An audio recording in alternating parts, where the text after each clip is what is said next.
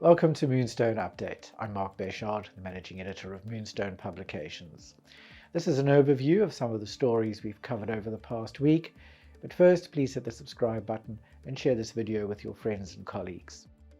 The Ombudsman for short-term insurance recorded an increase of almost 18% in the number of registered complaints last year, due in part to an increase in disputes over motor vehicle, flood and power surge claims. The rejection of claims because the driver allegedly failed to exercise due care to avoid or minimize the loss or damage continues to give rise to most motor vehicle insurance complaints. Moonstone Compliance will host a free Fica compliance webinar on the 7th of June aimed at new accountable institutions. Several types of business are now subject to the strict requirements of the Financial Intelligence Center Act.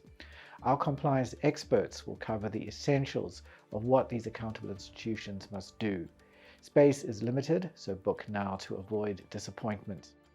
Moonstone Business School of Excellence is accepting applications to study for the Postgraduate Diploma in Financial Planning in the second semester of this year. This prestigious and triple-accredited postgraduate diploma will boost the careers of financial advisors who want to become experts in providing holistic financial planning. Applications for the second semester close on the 26th of June. Complaints to the Ombudsman for long-term insurance decreased last year, and there was also a decline in the number of complaints settled in favor of policyholders. Most complaints related to claims being rejected because policy terms or conditions were not recognized or met, but there were fewer such complaints compared to 2021.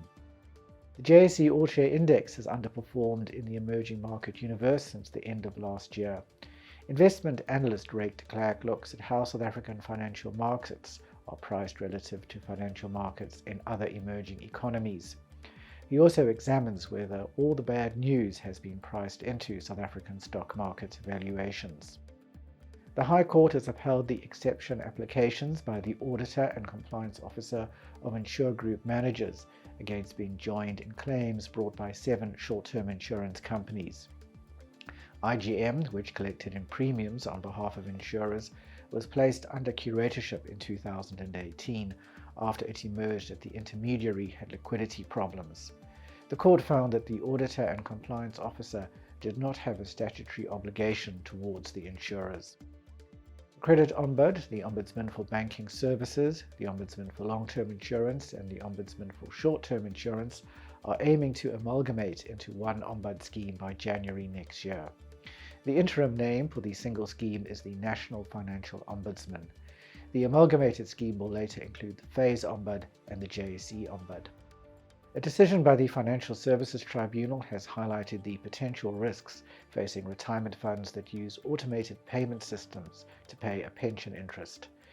The fund member's former spouse complained to the adjudicator after the fund did not pay her 50% share of the pension interest. Although the fund had received notification of the divorce order, the fund said it could not stop the automated payments of the entire pension interest to the member. That's all we have for this week. You can read these stories and many more on our website, moonstone.co.za. Until next time, here's wishing you all the best from the team at Moonstone Information Refinery.